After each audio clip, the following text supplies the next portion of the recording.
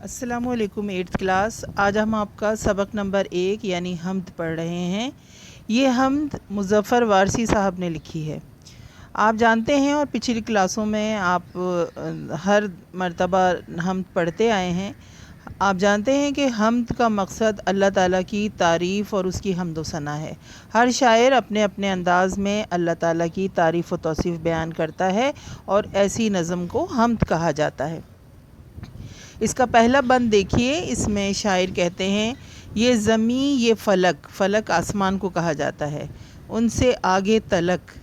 جتنی دنیائیں ہیں سب میں تیری جھلک۔ شاعر کہتا ہے کہ یا اللہ یہ زمین یہ آسمان اور اس سے آگے، آپ جانتے ہیں کہ آسمان جو ہے اس سے آگے ایک مزید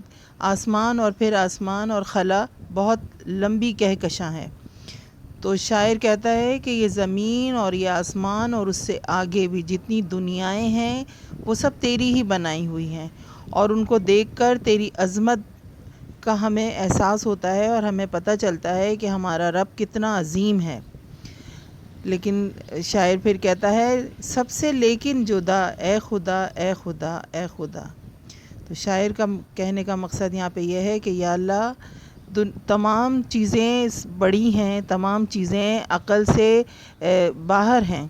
لیکن جب ہم دیکھتے ہیں کہ اس کو بنانے والا کتنا عظیم ہوگا، جب ہم اس دنیا کو، اس کائنات کو، یہ چاند ستارے زمین آسمان دیکھتے ہیں اور ان کی بناوٹ پہ غور کرتے ہیں تو ہمیں احساس ہوتا ہے کہ اتنی عظیم الشان چیزیں تخلیق کرنے والا جو ان کا خالق ہے وہ خود کتنا عظیم ہوگا،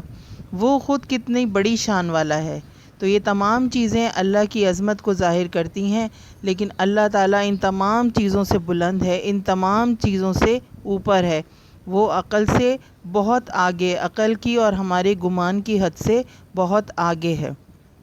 یہ تمام چیزیں اللہ تعالیٰ کی شان، اس کی صفات اور اس کی عظمت کا بیان ہے، اور یہ تمام چیزیں اللہ کی بنائی ہوئی ہیں، لیکن اللہ تعالیٰ اپنی تمام تخلیقات جو کہ عظیم الشان ہیں، جو کوئی دوسرا کبھی تخلیق کر ہی نہیں سکتا، ان تمام چیزوں سے بلند ہے، ان تمام چیزوں سے اعلیٰ ہے، اور یہ تمام چیزیں اللہ تعالیٰ کی عظمت کو، اس کی شان کو ظاہر کرتی ہیں، اور انسان یہ سوچنے پہ مجبور ہو جاتا ہے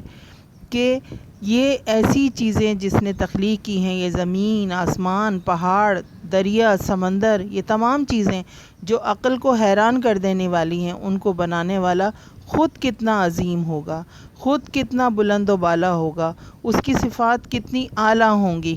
اور ہم اس تک پہنچ نہیں سکتے ابھی۔